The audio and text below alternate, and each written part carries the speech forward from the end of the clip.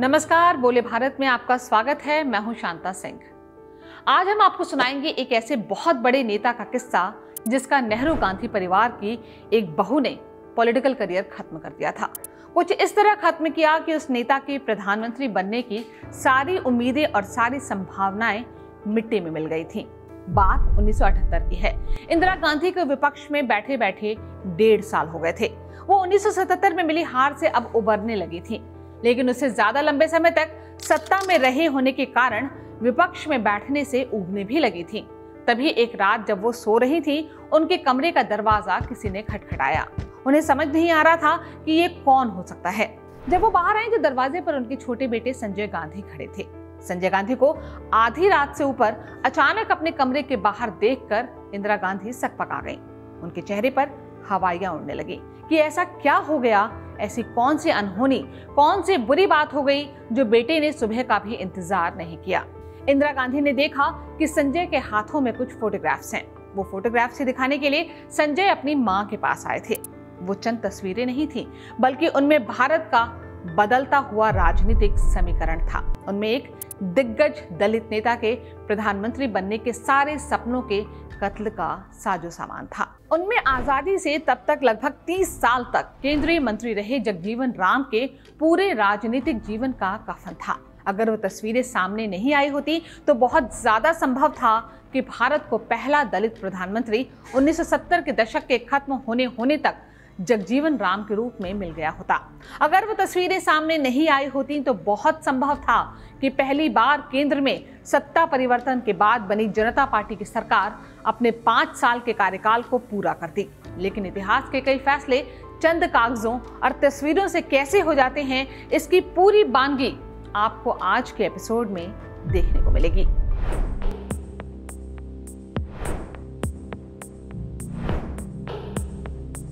1977 में जनता पार्टी की सरकार बनवाने में जगजीवन राम की बहुत महत्वपूर्ण भूमिका थी। 26 जून 1975 से 1977 के जनवरी में इमरजेंसी हटने तक जगजीवन राम कांग्रेस में रहे। लेकिन जब चुनाव सिर पर आया तो कांग्रेस छोड़कर हेमवती नंदन बहुगुणा और नंदिनी सतपथी के साथ विपक्षी खेमे में आ मिले। जगजीवन राम ने कांग्रेस फॉर डेमोक्रेसी बनाई थी। जगजीवन राम का विपक्ष से मिल जाना इंदिरा गांधी के लिए बहुत बड़ा झटका था। उसके बाद इंदिरा गांधी ने कैसे जगजीवन राम पर यकीन करना छोड़ दिया, बल्कि उनकी राजनीति की मिट्टी पलीद कर दी, इसका खुलासा बस होने ही वाला है।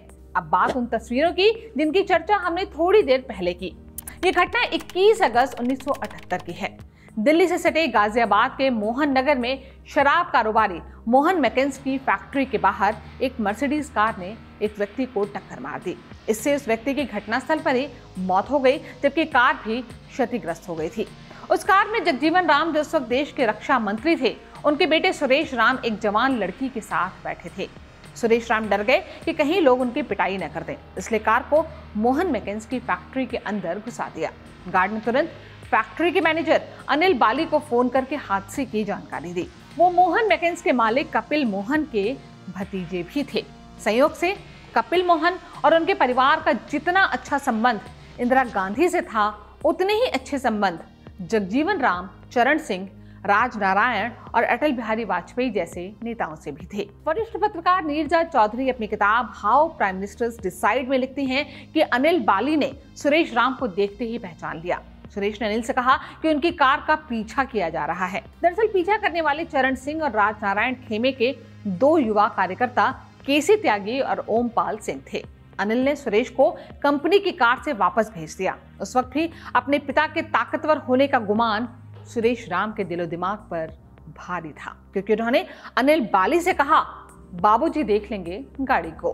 बात जगजीवन राम तक पहुंच गई थी, लेकिन बात रातों रात ही राजनारायण, संजय गांधी और फिर इंदिरा गांधी तक भी पहुंच चुकी थी। मोहन मैकेंस के दफ्तर से निकलते ही सुरेश राम ने कश्मीरी गेट पुलिस थाने में एफआईआर दर्ज करवाई, लेकिन एफआईआर में जो कुछ लिखा गया वो घटनास्थल और अनिल बाली को सुरेश राम ने जो कुछ कहा था उससे बिल्कुल अलग था। एफआईआर में सुरेश राम ने कहा कि 20 अगस्त की रात करीब दर्जन भर लोगों ने उन्हें अगवा कर लिया। उन लोगों ने जबरदस्ती सुरेश को और लड़की को गाड़ी की पिछली सीट पर बिठाया। वो लोग जबरदस्ती उन्हें गाजियाबाद के पास मोदी नगर में ले गए, जहां उनसे जबरदस्ती कुछ कागजों पर दस्तखत कराने की कोशिश हुई। जब उन्होंने इनकार कर दिया तो उन्हें पीटा गया, जिससे वो बेहोश हो गए। सुरेश राम के एफआईआर के मुताबिक बेहोशी की स्थिति में ही लड़की के साथ उनकी आपत्तिजनक अवस्था वाली तस्वीरें खींच ली गईं। सुरेश राम की 21 साल की वो गर्लफ्रेंड सुषमा चौधरी उस वक्त दिल्ली यूनिवर्सिटी की स्टूडेंट थी, लेकिन जगजीवन राम को भी पता था कि उनके 42 साल के बिगड़ैल बेटे की ये कहानी लोगों के गले उतरेगी नहीं। हुआ भी वही। रात होते होते बात बहुत बढ़ गई, लेकिन सीमित लोगों तक ही।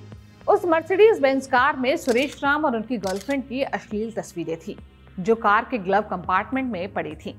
केसी त्यागी और ओमपाल सिंह को पता था कि सुरेश राम कैसे गड़बड़ कामों में लिप्त रहते हैं, और वह ये भी जानते थे कि वो पोलराइड कैमरे से अपनी गर्लफ्रेंड की तस्वीरें खींचते हैं। इसलिए उनका अंदाजा सही निकला और कार में ही वो तस्वीरें थी जिसे उन्होंने निकाल लिया। उन्होंने तस्वीरें लेकर राज नारायण को सौंप दी। जगजीवन राम को ये सारी जानकारी मिल चुकी थी, इसलिए कपिल मोहन के घर पर ही उस रात जगजीवन राम राज नारायण से मिलने के लिए पहुंचे। दोनों के बीच करीब 20 मिनट तक बेहद अकेले में बात हुई, लेकिन बात बनी नहीं।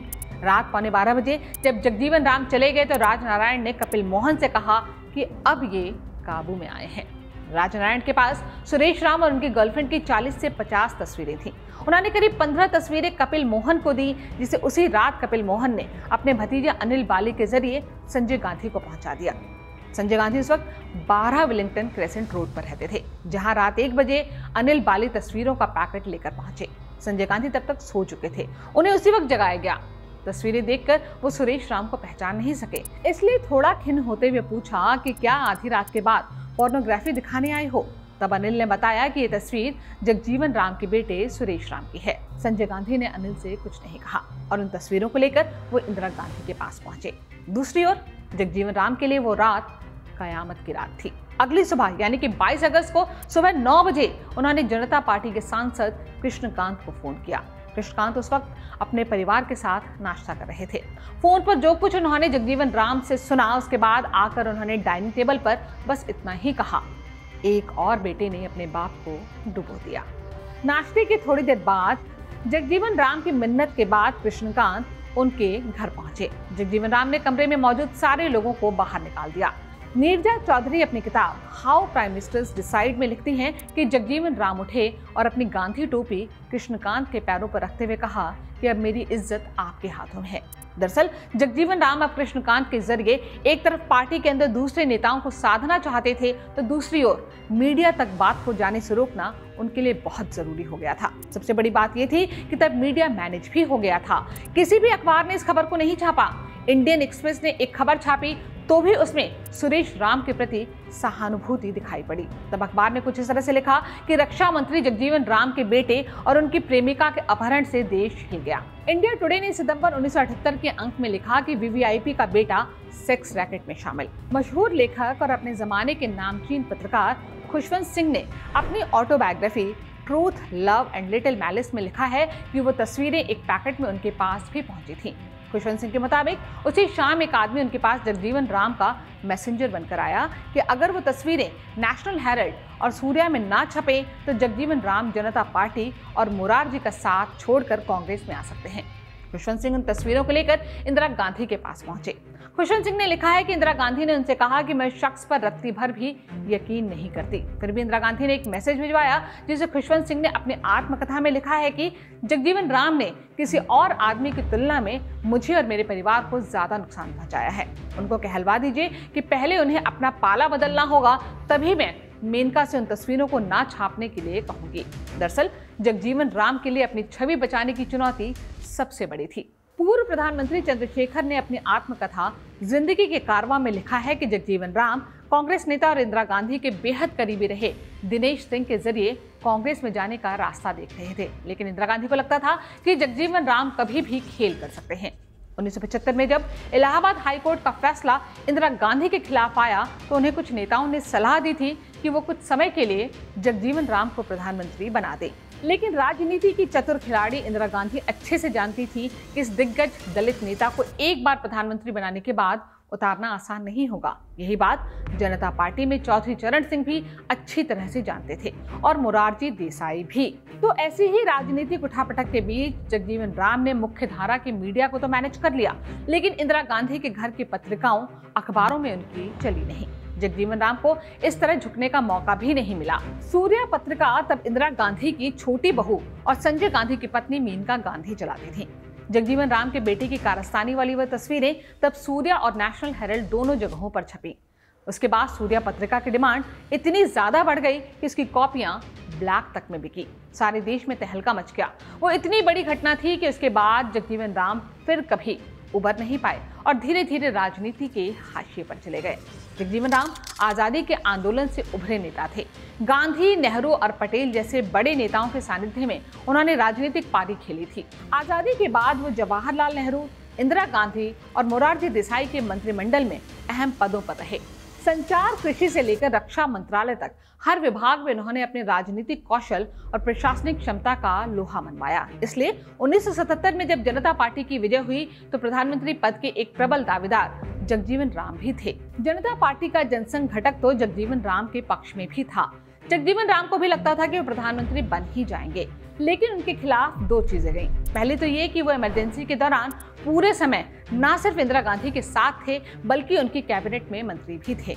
इतना ही नहीं बल्कि इमरजेंसी का प्रस्ताव भी पेश करने वालों में जगजीवन राम ही थे। दूसरी बात उनके खिलाफ ये गई कि तब तक भ्रष्टाचार को लेकर उनकी छवि काफी खराब हो चुकी थी। इसलिए जब जयप्रकाश नारायण ने मोरारजी देसाई के नाम का प्रधानमंत्री पद के लिए समर्थन कर दिया तो जगजीवन राम बिफर गए। वरिष्ठ पत्रकार जनार्दन ठाकुर ने अपनी किताब ऑल द जनता मैन में लिखा है कि जब मोरारजी देसाई के नेता चुने जाने की खबर जगजीवन राम को मिली तो अपने घर में वो गुस्से में इधर से उधर घूमने लगे। गुस्से में वो फर्नीचर पर भी लात मारने लगे, नौकरों पर चिल्लाने लगे, जोर जोर से चिल्लाने लगे कि ये दगाबाजी है, ये धोखा है। लेकिन 3-4 दिन के बाद फिर मान गए और फिर मोरारजी सरकार में रक्षा मंत्री बने। लेकिन मोरारजी देसाई के जिद्दी स्वभाव के कारण जल्द ही लगने लगा कि जनता पार्टी की सरकार बहुत दिनों तक चलेगी नहीं। ऐसे में चरण सिंह और जगजीवन राम दोनों ही अपने लिए उम्मीद ढूंढने लगे। लेकिन जैसा कि कृष्णकांत ने सुरेश राम वाले एपिसोड के बाद कहा था कि एक और बेटे ने अपने बाप को डुबो दिया, जगजीवन राम की संभावनाओं की नाव को उनके बिगड़ैल और अय्याश बेटे की करतूतों ने डुबो दिया। बोली भारत के इस वीडियो में इतना ही। जल्द मुलाकात होगी एक नई वीडियो के साथ। तब तक के लिए नमस्कार।